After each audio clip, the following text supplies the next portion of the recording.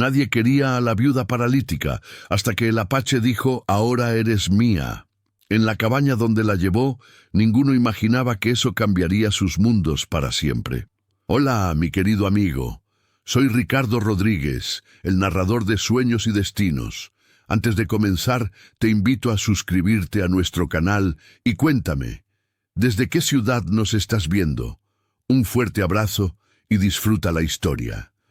En 1876, el pequeño San Isidro se extendía como una cicatriz entre Arizona y Sonora, aferrado a la tierra árida donde el sol quemaba sin piedad y el viento arrastraba polvo que se metía en los ojos y en el alma. Ahí vivían de comerciar ganado flaco, de servir a los viajeros que llegaban en diligencia y del miedo constante a los pueblos indígenas que rodeaban las tierras. Entre esas casas de adobe y madera vivía Elena, una mujer de 30 y pocos años que se había convertido en el recordatorio incómodo de todo lo que el pueblo prefería no mirar. La habían traído de vuelta a la casa de los parientes del difunto marido como se trae un bulto pesado, sin preguntar si quería volver. El accidente de diligencia que mató a su esposo le había dejado las piernas muertas, inútiles. Ya no podía caminar, ya no podía trabajar, ya no servía para nada, según decían las miradas de la suegra cuando entraba al cuarto con la comida. La familia del marido, endurecida por la pobreza y las convenciones de la época, la trataba como carga. La suegra no escondía el resentimiento de tener una boca más que alimentar y ningún par de manos que ayudara en el pequeño rancho. Los cuñados, preocupados por su propia supervivencia, murmuraban en la cocina que la presencia de Elena atrasaba la venta de las tierras que quedaban.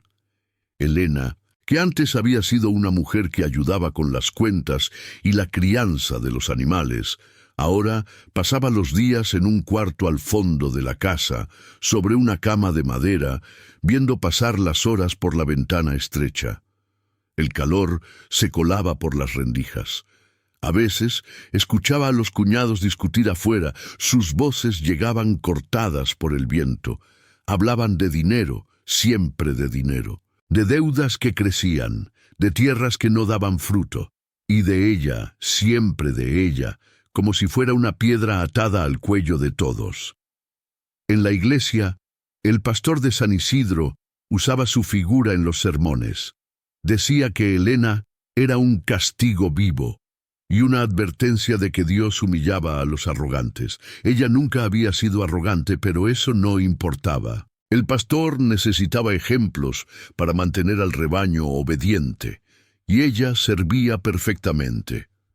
Cada domingo, cuando la suegra iba a misa y volvía con la mirada más dura, Elena sabía que su nombre había sido mencionado desde el púlpito. Cada mirada de lástima o repulsión de los fieles reforzaba en Elena la sensación de haber sido borrada. Ya no era mujer, era lección moral, era advertencia, era nada. Mientras tanto, don Rojas, el comerciante más poderoso de la región, observaba desde lejos. Poseía el almacén más grande de San Isidro, prestaba dinero a intereses abusivos y trataba al pueblo como si fuera suyo. Las pocas tierras que quedaban a nombre de Elena, heredadas del marido, tenían una ventaja preciosa: acceso a un manantial de agua limpia, punto ideal para el descanso de caravanas y ganado. Para Rojas era un pedazo estratégico para expandir sus negocios, montar un nuevo almacén y controlar aún más las rutas comerciales. Sabiendo de la nueva condición de Elena y de la fragilidad de la familia del difunto, Rojas comenzó a presionar. Ofrecía cantidades bajas por las tierras, insinuaba que la viuda no sobreviviría mucho tiempo, que sería mejor convertir la propiedad en dinero antes de que las deudas los tragaran. La suegra vacilaba, los cuñados discutían entre sí, y poco a poco el discurso cambió. Elena pasó a ser vista no solo como carga física y emocional, sino también como obstáculo a la salvación financiera de la familia. Las quejas diarias, Los reproches velados y la vergüenza ante el pueblo culminaron en una decisión fría. En cierto momento, la suegra anunció que habían conseguido un lugar para Helena en un asilo distante, mantenido por una orden religiosa. Ahí, decían, tendría cuidados adecuados y no sería problema para nadie. En la práctica significaba alejarla de sus tierras y abrir camino al negocio con don Rojas. Helena no dijo nada cuando se lo informaron. Se quedó mirando la pared de adobe, sintiendo cómo el aire se volvía más pesado. No tenía fuerzas para pelear. No tenía a dónde ir. Su cuerpo ya no respondía, y su voluntad tampoco. Cuando todo parecía definido, el destino de la viuda sellado sin consultar su propia voluntad, algo inesperado sucedió. Era día de mercado, y la habían llevado al salón principal de San Isidro para tratar los papeles de internación. La empujaban en una silla de madera con ruedas que chirriaban. Don Rojas estaba ahí, rodeado de otros hombres prósperos. El pastor también, con su Biblia bajo el brazo y esa expresión de satisfacción que ponía cuando las cosas salían como él quería. La puerta del salón se abrió de golpe. El viento entró primero, arrastrando polvo. Luego entró él, un apache, alto, de piel bronceada, cabello negro recogido con una tira de cuero. Vestía pantalones de gamuza y una camisa desgastada. Llevaba un cuchillo al cinto. Su presencia fue suficiente para hacer que el ambiente cayera en silencio, que los vasos se detuvieran en el aire y que las manos se acercaran a las armas. Caminó directo hacia Helena, la miró fijamente, sin apartar los ojos. Luego señaló hacia ella con un gesto firme, autoritario. «Ahora tú eres mía». Las palabras resonaron como un disparo. El silencio se volvió denso, cargado. En pocos minutos se esparció la idea de que el apache había tomado posesión de la viuda, como si ella fuera un objeto. Para muchos, aquello confirmaba sus prejuicios. Para otros, parecía solo un episodio grotesco más en aquel pueblo. Helena, humillada y confusa, creyó en un primer momento que la habían vendido, que la familia, desesperada por el dinero de Rojas y la presión de las deudas, la había entregado a ese hombre como parte de algún trato retorcido. Sintió que la última capa de su antigua vida se desmoronaba. Si antes ya se veía como peso, ahora tenía la certeza de que ni siquiera era considerada persona, solo moneda en negociación. Don Rojas se puso de pie, la cara enrojecida. «¿Qué significa esto?» El apache no respondió, solo volvió a señalar a Helena, luego a sí mismo. El sheriff, que dependía de las compras a crédito en el almacén de Rojas, no tomó ninguna medida firme. Miró al apache, luego a Helena, luego a Rojas. Aceptó la presencia del indígena en el pueblo siempre que no causara problemas y que la cuestión de las tierras se resolviera de manera civilizada. La aparente pasividad del apache, que no reaccionó a las insinuaciones de violencia, generó extrañeza. Él solo insistió en permanecer cerca de Helena y en no permitir que la llevaran al asilo. La familia del marido, acorralada por la mirada implacable de Rojas y la posibilidad de perder el dinero prometido, no se opuso abiertamente. Alegaron que todo había sido un malentendido, que lo importante era que alguien cuidara de ella. Por dentro, Helena sintió que se rompía algo que ya estaba quebrado desde hace tiempo.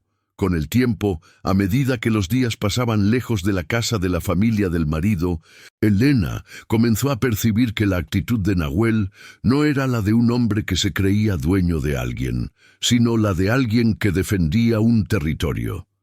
Poco a poco, él reveló, sin rodeos, que no estaba ahí por lástima ni por capricho.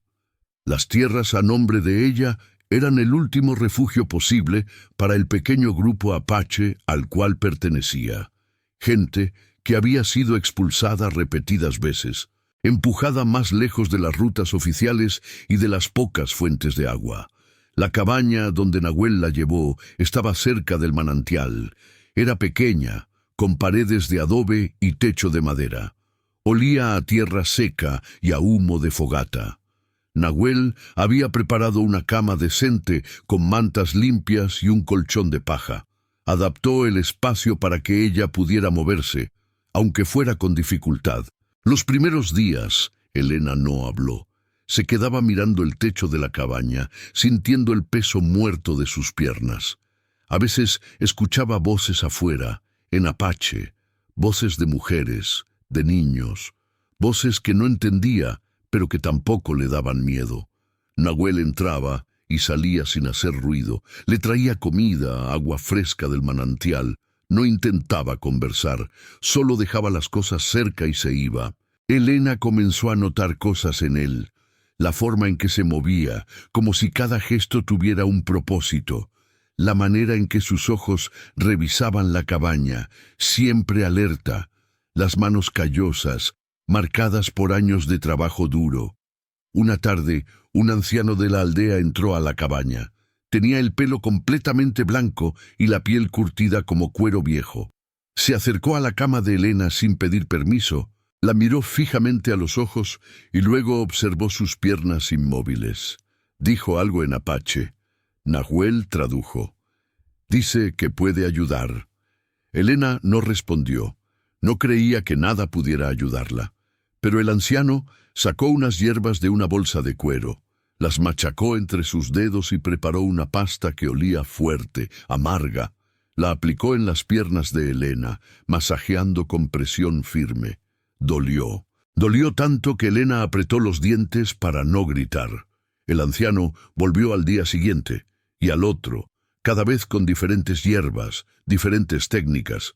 Le enseñaba pequeños ejercicios, movimientos que parecían inútiles, pero que con el tiempo empezaron a despertar algo en los músculos dormidos. Explicaba, a través de Nahuel, que aunque no volviera a caminar, podía recuperar algo de fuerza, volver el cuerpo menos dependiente, aliviar parte del dolor. Al principio Elena resistió, segura de que nada cambiaría. Poco a poco, sin embargo, percibió pequeñas diferencias. Un músculo que respondía, una sensación de peso ligeramente menor, una capacidad mayor de incorporarse en la cama. En la misma medida en que el cuerpo reaccionaba, la mente también comenzaba a transformarse.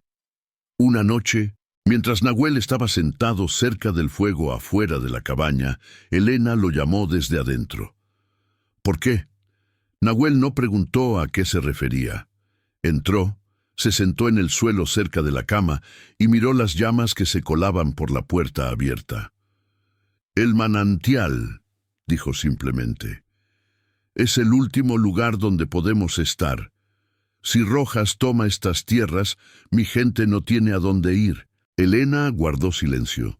Luego preguntó, «¿Y por eso dijiste que soy tuya?» Nahuel asintió. «Si tú estás aquí, las tierras siguen siendo tuyas. Si te llevan al asilo, Rojas se queda con todo». Elena sintió algo extraño en el pecho. No era gratitud, no era alivio, era algo más cercano al reconocimiento. Por primera vez en mucho tiempo, alguien la necesitaba por algo concreto que no era dinero ni lástima. «Pude haberlo dicho de otra manera», agregó Nahuel, sin mirarla.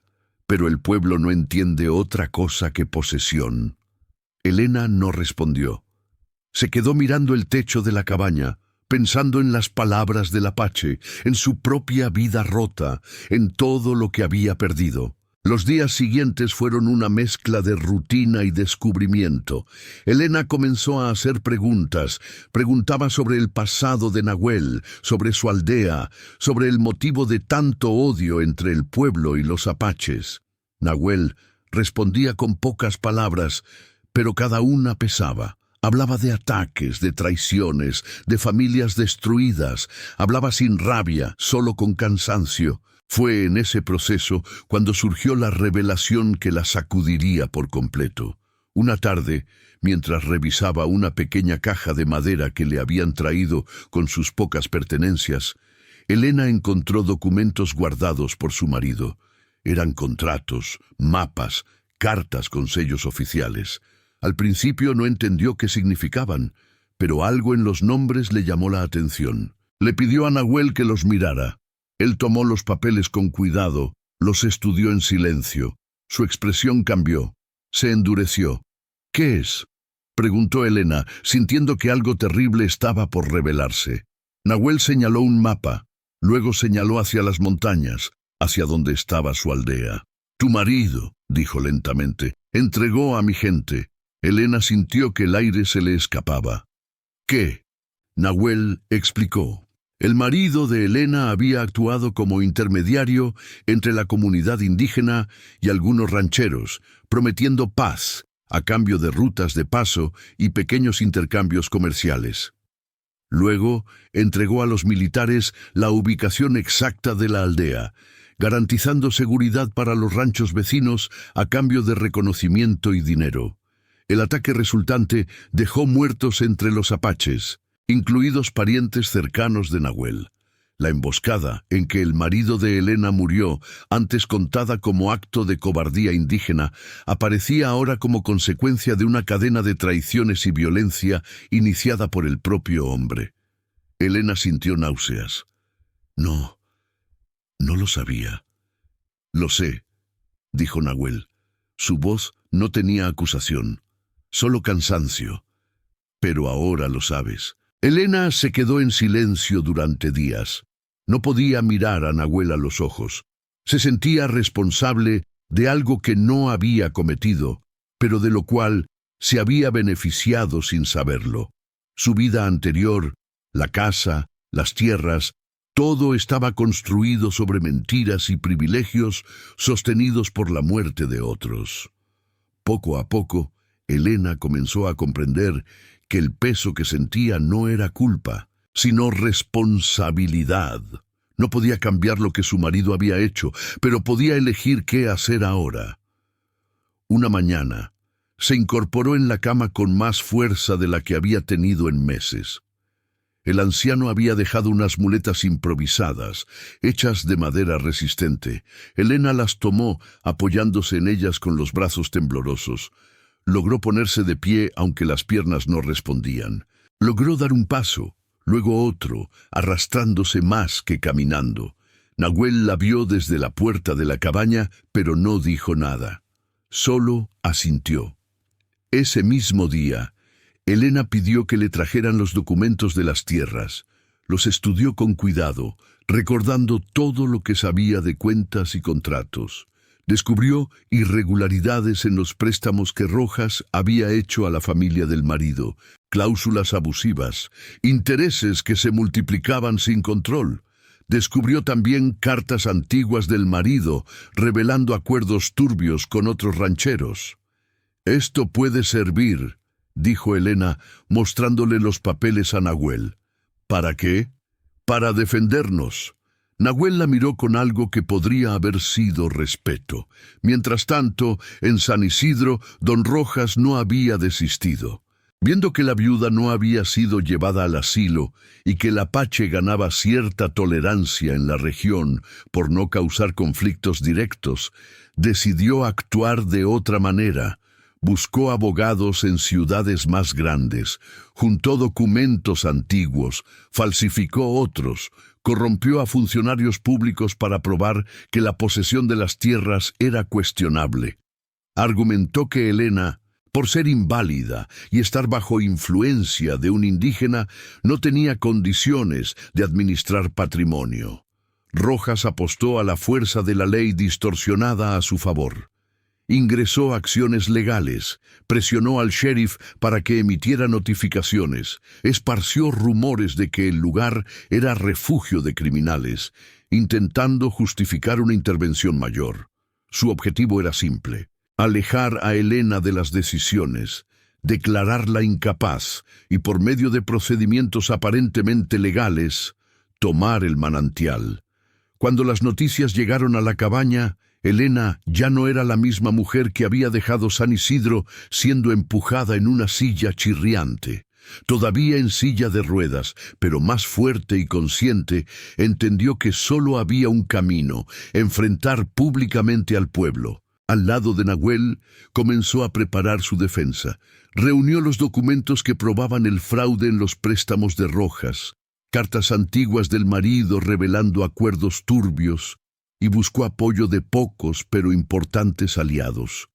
Un escribiente cansado de ver injusticias, un pequeño ranchero perjudicado por las deudas con el comerciante, hasta uno de los fieles de la iglesia, resentido con las manipulaciones del pastor para beneficio de los poderosos. La noche antes de la audiencia marcada en el pueblo, Elena no pudo dormir. Se quedó despierta, mirando las sombras que el fuego proyectaba en las paredes de la cabaña. Nahuel estaba sentado cerca, tallando un pequeño pedazo de madera con su cuchillo. ¿Tienes miedo?, preguntó él sin levantar la vista. Sí, respondió Elena, pero ya no puedo seguir callada. Nahuel asintió. El miedo no es malo, solo hay que no dejar que te detenga. Elena lo miró. ¿Y si pierdo? Entonces seguiremos aquí y encontraremos otra manera. La respuesta simple de Nahuel la tranquilizó más que cualquier discurso elaborado. Al día siguiente, cuando el sol apenas comenzaba a calentar la tierra, Elena entró a San Isidro en una silla de ruedas simple, empujada por Nahuel. La imagen por sí sola rompió expectativas. La viuda que todos consideraban borrada aparecía al frente, con pilas de papeles en las manos. Llegó al salón donde se realizaría la audiencia. La gente se apartaba a su paso, murmurando. Adentro estaban don Rojas, el sheriff, el pastor, varios rancheros y comerciantes. Todos la miraron con mezcla de sorpresa y desprecio. Elena no esperó a que le dieran permiso para hablar. Puso los documentos sobre la mesa y comenzó. Don Rojas, dijo con voz firme, ha dicho que no tengo condiciones de administrar mis tierras. Pero aquí tengo pruebas de que usted no tiene condiciones de administrar su propio negocio sin robar a la gente. El silencio se volvió denso. Rojas se puso rojo. ¿Cómo te atreves? Elena no se inmutó. Aquí están los contratos. Los intereses que ha cobrado son ilegales. Aquí están las firmas falsificadas. Aquí están las cartas donde amenaza a familias con quitarles sus tierras si no pagan cantidades que nunca debieron. Uno a uno fue presentando los documentos. El escribiente que la apoyaba confirmó la autenticidad de algunos papeles. El pequeño ranchero se puso de pie y declaró públicamente cómo Rojas lo había estafado. Luego, Elena hizo algo que nadie esperaba. Reveló el pasado vergonzoso de su marido. Explicó cómo él había traicionado a la aldea de Nahuel a cambio de ventajas personales, ligando la historia del pueblo a la destrucción de inocentes. Al hacer esto no intentó absolverse. Dejó claro que se había beneficiado de esa estructura, pero que ahora se negaba a seguir sosteniendo la mentira. Si ustedes atacan a Nahuel, dijo mirando a todos los presentes, atacan también la verdad que acabo de exponer, y admiten su propia complicidad con Rojas. El gesto colocó a la asamblea frente a un espejo incómodo. Atacar a Nahuel significaba defender a Rojas. Defender a Rojas significaba admitir que habían estado del lado equivocado todo el tiempo. La presión pública no eliminó todo el poder de don Rojas, pero lo debilitó. Algunos de sus apoyadores se alejaron, temiendo ser arrastrados junto a él. Las autoridades, temerosas de tumultos y de perder el resto de credibilidad, decidieron no declarar a Elena incapaz ni tomar sus tierras. En cambio, confirmaron su posesión, bajo condición de que fueran respetadas ciertas normas de convivencia con el pueblo. Oficialmente, nada fue dicho sobre los apaches, pero en la práctica, se permitió que el grupo de Nahuel permaneciera en los alrededores siempre que no atacara propiedades. Elena salió del salón sintiendo algo que no había sentido en años: orgullo. No orgullo arrogante, sino el simple orgullo de haber defendido lo que era suyo, de haber hablado cuando todos esperaban que se callara. Afuera, Nahuel la esperaba. No dijo nada, solo puso una mano en el hombro de Elena, un gesto breve pero cargado de significado. Con el tiempo, la figura de Nahuel cambió a los ojos de muchos. De amenaza silenciosa pasó a ser visto como guardián de aquel manantial que también beneficiaba a rancheros en tránsito. Algunos comenzaron a negociar directamente con él, reconociendo su autoridad en esa área. Elena, antes considerada solo un peso, pasó a ser recordada como la mujer que enfrentó al comerciante más poderoso de la región y expuso secretos que nadie se atrevía a tocar. Su relación con la antigua familia del marido sufrió un distanciamiento natural. La suegra, avergonzada, nunca pidió disculpas, pero tampoco intentó retomar control sobre la vida de la viuda. Los cuñados, temiendo represalias por haber participado, aunque fuera pasivamente, en el intento de enviarla al asilo, prefirieron callarse y seguir sus propios caminos. En la cabaña cerca del manantial, Elena continuó enfrentando las limitaciones físicas, pero ahora por elección, no por imposición ajena. Organizó mejor el espacio, ayudó a planear pequeñas siembras, enseñó a las mujeres apaches métodos de contabilidad básicos para negociar productos en el pueblo, y a cambio, aprendió más sobre la cultura de ellos, adoptando formas diferentes de ver el mundo. No había romantización fácil en su historia. El dolor, las pérdidas, la exclusión y el prejuicio continuaban existiendo. Pero Elena ya no era la viuda paralítica que todos empujaban de un lado a otro. Una tarde, mientras estaba sentada afuera de la cabaña viendo el atardecer, una de las mujeres apaches se acercó. Era joven, de ojos oscuros y manos hábiles. Traía una cesta con hierbas recién cortadas. «Enséñame», dijo la mujer en español entrecortado, señalando los papeles que Elena tenía sobre el regazo. Elena sonrió. «¿Qué quieres aprender?» «Números, para vender en el pueblo sin que nos roben». Elena asintió y comenzó a enseñarle, primero números simples, luego sumas, luego cómo calcular precios justos. La mujer aprendía rápido, con la misma determinación silenciosa que Elena reconocía en Nahuel. Con el paso de las semanas, más mujeres se acercaron. Algunas querían aprender a leer, otras a escribir sus nombres. Otras solo querían escuchar las historias que Elena contaba sobre el mundo más allá de las montañas. Elena descubrió que enseñar le daba un propósito que había olvidado que existía. Nahuel observaba desde lejos, sin interferir, pero Elena notaba la forma en que sus ojos se suavizaban cuando veía a su gente aprendiendo, creciendo, adaptándose a un mundo que los quería eliminar. Una noche, después de que las mujeres se fueron, Nahuel se sentó cerca de Elena. El fuego crepitaba entre ellos, lanzando chispas hacia el cielo oscuro. «Estás cambiando mi gente», dijo. Elena lo miró. «¿Es malo?» «No», respondió Nahuel. «Es necesario. El mundo está cambiando. Si no aprendemos a movernos en él, desapareceremos». Elena guardó silencio. Luego preguntó, «¿Por eso me necesitas? ¿No solo por las tierras?» Nahuel tardó en responder. Cuando lo hizo, su voz era más suave de lo habitual. «Al principio, sí, solo por las tierras, pero ahora...» Se detuvo, buscando las palabras. «Ahora veo que trajiste algo más. Trajiste conocimiento, trajiste puentes». Elena sintió algo cálido en el pecho. No era amor, todavía no, pero era el inicio de algo que podría convertirse en amor. Con tiempo, los meses siguientes trajeron más cambios. El grupo apache comenzó a cultivar pequeñas parcelas cerca del manantial.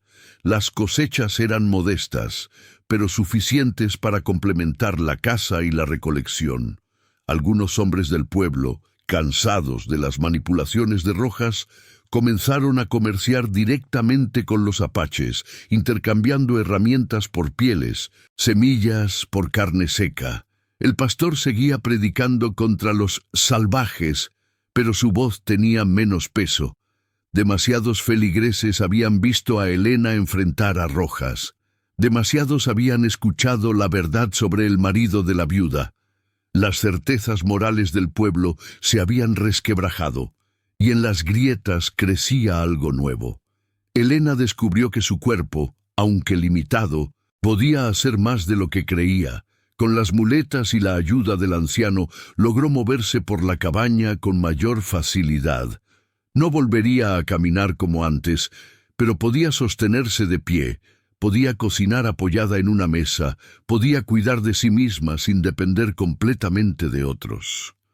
Un día, mientras preparaba una infusión de hierbas que el anciano le había enseñado, Nahuel entró a la cabaña con expresión preocupada. «Rojas está moviendo gente», dijo. «Ha contratado hombres de fuera.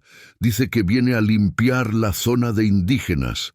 Elena sintió que el miedo le apretaba el estómago. «¿Cuándo?» «No sé. Pronto». Elena dejó la infusión a un lado y tomó sus muletas. «Entonces tenemos que prepararnos». Nahuel la miró con algo cercano a la admiración. «¿Tú vas a pelear?» «No con armas», respondió Elena, «con palabras, con aliados». Durante los días siguientes, Elena envió mensajes a los contactos que había hecho en San Isidro, al escribiente, al pequeño ranchero, a algunos comerciantes que se habían cansado del dominio de Rojas. Les explicó lo que estaba pasando, les pidió que se opusieran públicamente a la contratación de mercenarios. No todos respondieron, pero algunos sí.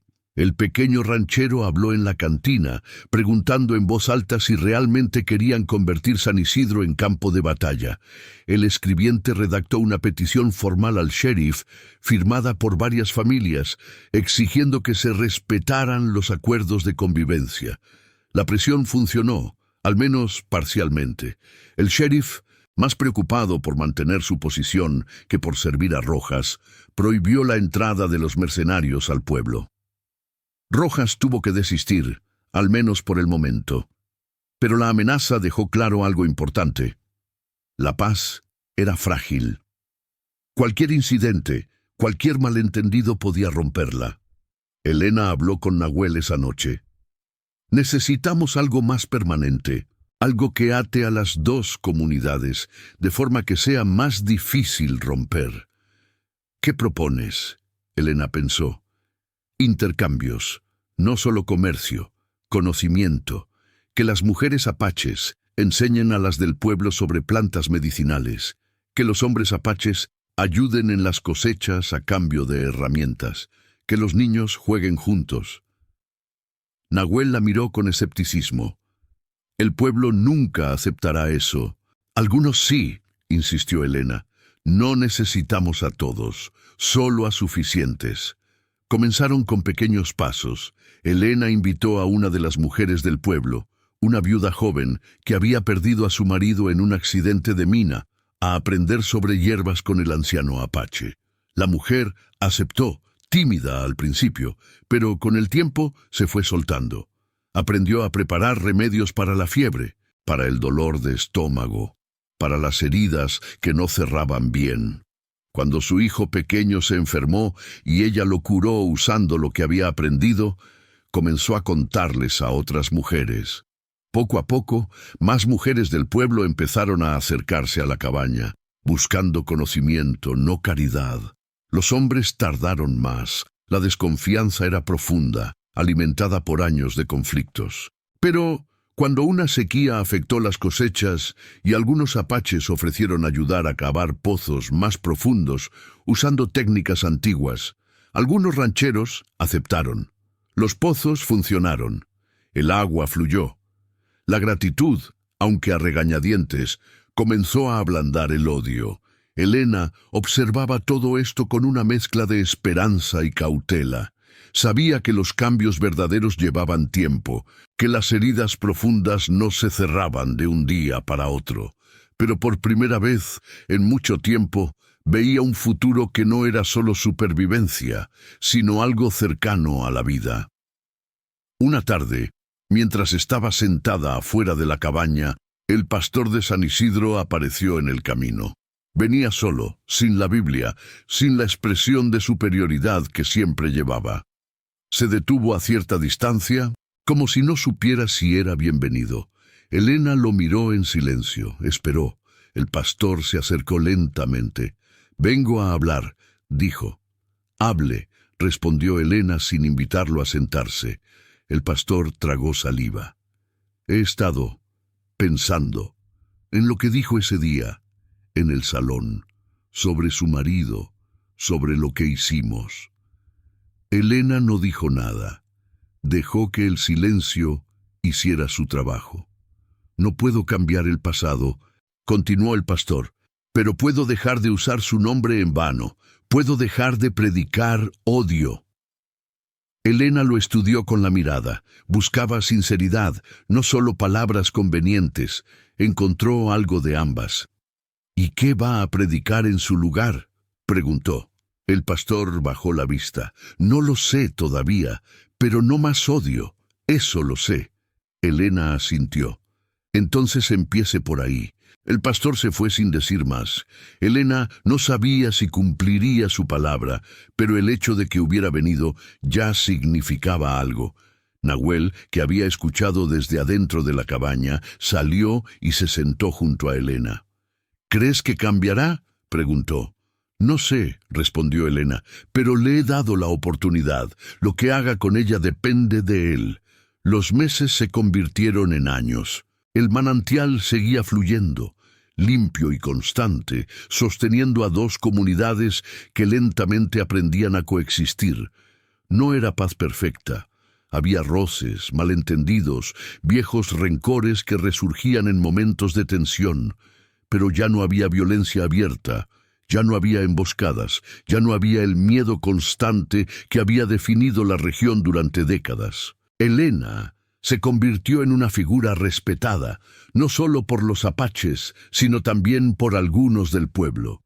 La llamaban para resolver disputas, para interpretar contratos, para dar consejos sobre cómo navegar el mundo de los blancos sin perder dignidad. Ella aceptaba ese papel con humildad, sabiendo que su autoridad era frágil, construida sobre pequeños actos de honestidad y no sobre poder heredado.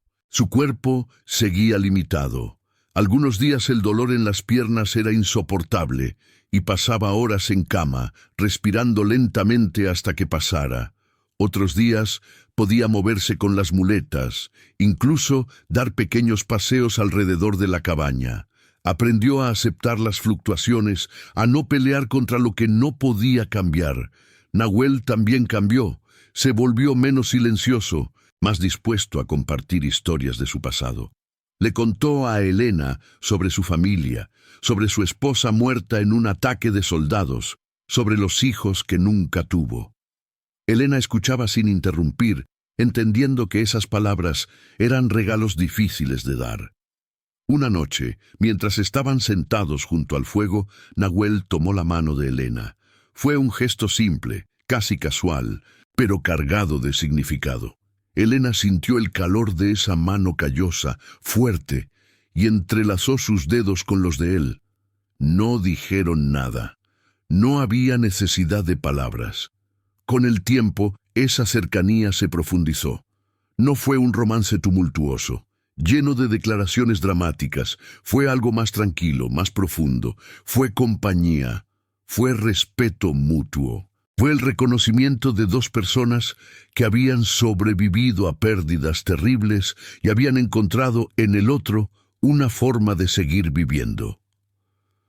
Una mañana, Elena despertó con Nahuel a su lado. Habían pasado la noche juntos, sin prisa, sin expectativas, simplemente compartiendo el calor de sus cuerpos en la oscuridad fría de la cabaña. Elena se quedó mirándolo mientras dormía. Notó las arrugas alrededor de sus ojos, las cicatrices en sus brazos, el cabello que comenzaba a mostrar hebras grises. No era el hombre joven y fuerte que había entrado al salón aquel día. Era un hombre cansado, marcado por la vida, igual que ella. Y sin embargo lo amaba, no como había amado a su primer marido, con la ingenuidad de la juventud. Esto era diferente. Era amor construido sobre verdad, sobre conocimiento mutuo de las heridas del otro, sobre la elección consciente de estar juntos a pesar de todo. Nahuel abrió los ojos y la encontró mirándolo. Sonrió, una sonrisa pequeña y rara en él. ¿Qué?, preguntó. Nada, respondió Elena. Solo te estaba viendo. Nahuel tomó su mano nuevamente. Yo también te veo. Elena supo que no se refería solo a ese momento. Se refería a todo, a la mujer que había sido, a la mujer que era ahora, a todas las capas de dolor y fuerza que la componían. Gracias, dijo Elena. ¿Por qué? Por verme, por no dejarme desaparecer. Nahuel apretó su mano. No podías desaparecer, eres demasiado terca. Elena rió. Fue una risa genuina, libre, algo que no había sentido en años. Ese mismo año, el anciano que había cuidado de Elena murió. Fue una muerte tranquila, en su sueño, rodeado de su gente. Elena lloró su partida, no solo porque le había ayudado a recuperar parte de su cuerpo, sino porque había sido un puente hacia una cultura que ahora sentía como propia. En el funeral, realizado según las tradiciones apaches, Elena estuvo presente. Algunos del pueblo también vinieron, los que habían aprendido a respetar al anciano por su sabiduría.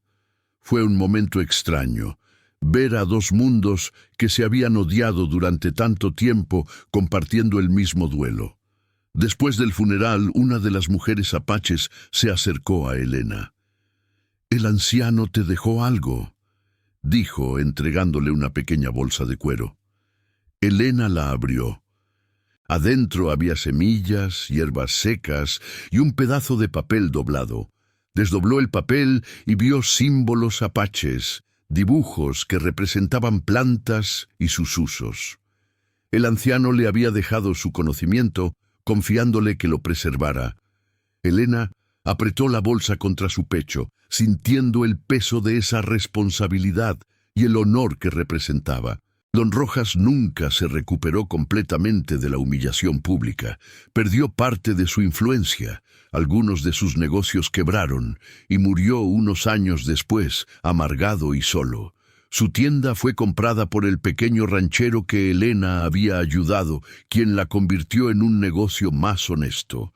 El pastor cumplió su palabra, al menos parcialmente.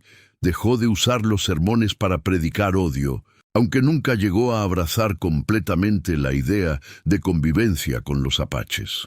Murió años después y fue reemplazado por un sacerdote más joven, más abierto, que veía en la relación entre San Isidro y la comunidad apache un ejemplo de lo que el cristianismo debería ser. El sheriff, oportunista como siempre, se adaptó a los nuevos tiempos. Comenzó a hacer cumplir las leyes de manera más equitativa, al menos cuando le convenía. No se volvió un hombre bueno, pero dejó de ser el títere de los poderosos. La familia del marido de Elena desapareció lentamente de su vida. La suegra murió sin haber pedido nunca disculpas.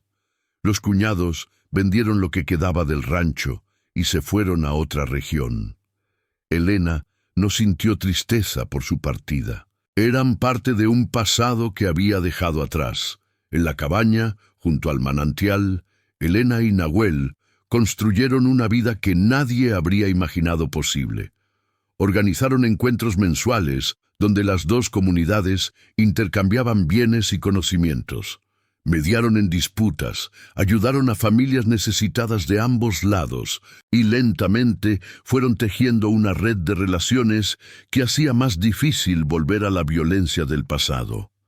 No todo fue fácil. Hubo momentos de tensión, de retrocesos, de personas que se resistían al cambio. Pero cada pequeña victoria, cada nuevo niño que crecía jugando con niños de la otra comunidad, sin entender por qué debería odiarlos, era un paso hacia algo mejor. Elena seguía sin poder caminar sin ayuda. Seguía teniendo días de dolor intenso. Seguía siendo una mujer marcada por la pérdida y la exclusión. Pero ya no se definía por eso. Se definía por lo que había elegido hacer con su vida después de que todo se derrumbó. Una tarde, años después de aquel día en el salón, cuando Nahuel había dicho, «Ahora tú eres mía», Elena estaba sentada afuera de la cabaña, viendo el atardecer. Nahuel se sentó junto a ella, como hacía casi todas las tardes. «¿Te arrepientes?», preguntó Elena. «¿De qué?». «De haberme traído aquí, de todo esto». Nahuel guardó silencio por un momento pensando. Luego negó con la cabeza. «No, viniste porque necesitábamos las tierras.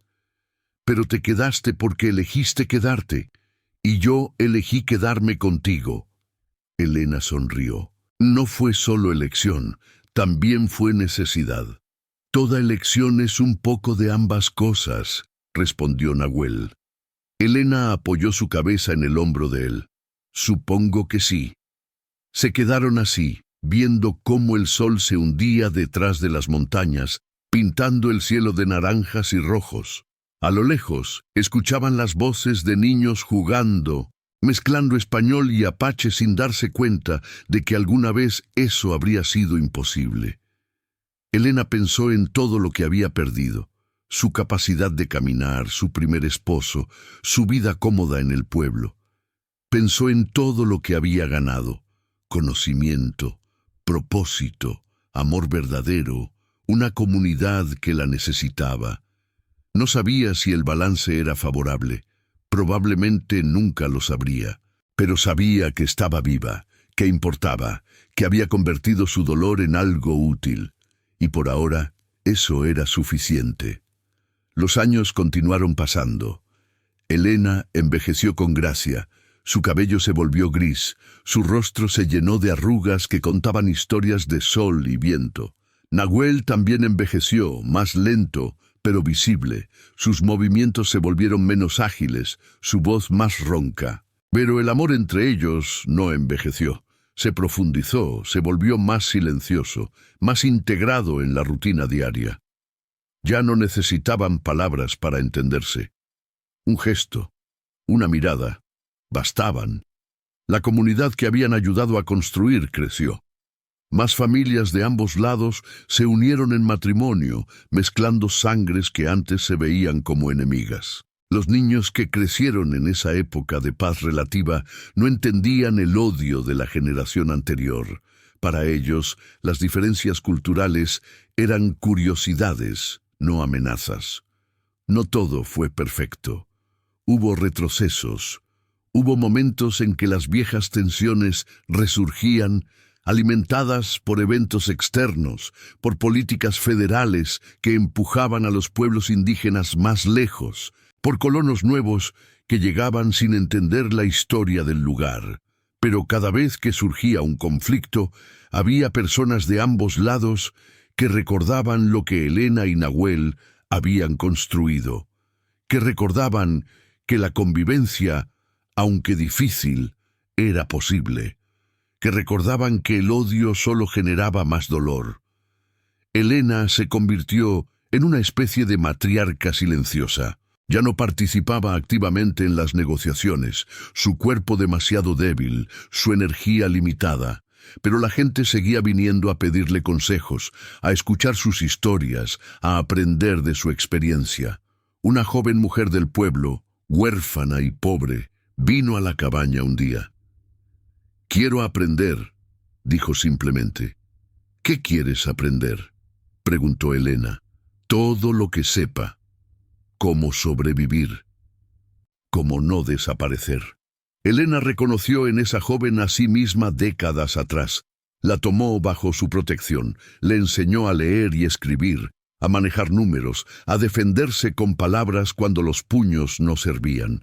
Le enseñó, sobre todo, que el valor no estaba en no tener miedo, sino en actuar a pesar del miedo.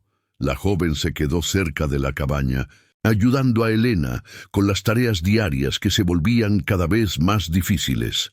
Nahuel la aceptó como parte de la familia extendida que habían formado. Un invierno particularmente duro, Elena enfermó gravemente.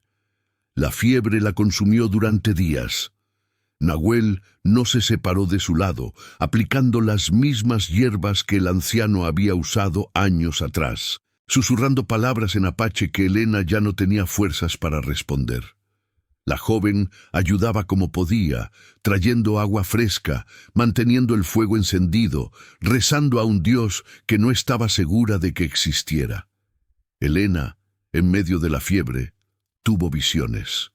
Vio a su primer marido, no como el héroe que había creído, sino como el hombre Flood que había sido. Vio al anciano apache, sonriéndole, diciéndole que había hecho bien. Vio a todas las personas que había ayudado a lo largo de los años, formando una cadena que se extendía más allá de lo que podía ver. Cuando la fiebre finalmente rompió, Elena despertó débil, pero lúcida. Nahuel estaba dormido en una silla junto a la cama, su mano todavía sosteniendo la de ella. Se veía viejo, cansado, pero ahí estaba. Elena apretó su mano suavemente. Nahuel despertó de inmediato, sus ojos buscando los de ella. «Pensé que te perdía», dijo con voz ronca. «Todavía no», respondió Elena. «Todavía tengo cosas que hacer». Nahuel sonrió, esa sonrisa rara y preciosa. «Siempre tienes cosas que hacer». Elena se recuperó lentamente. Nunca volvió a tener la misma energía, pero siguió viva, siguió presente. Y en esa presencia encontró su victoria final. Había sobrevivido no solo al accidente, no solo a la exclusión, no solo al dolor, sino a todas las fuerzas que habían intentado borrarla.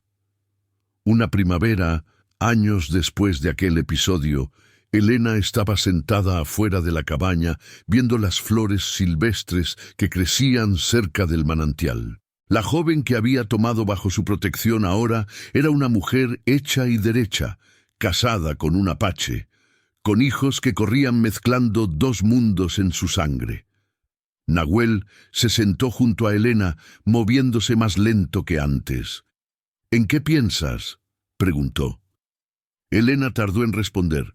Cuando lo hizo, su voz era suave pero firme. «Pienso en aquel día, en el salón, cuando dijiste que era tuya». Nahuel asintió. «Fue una forma terrible de empezar».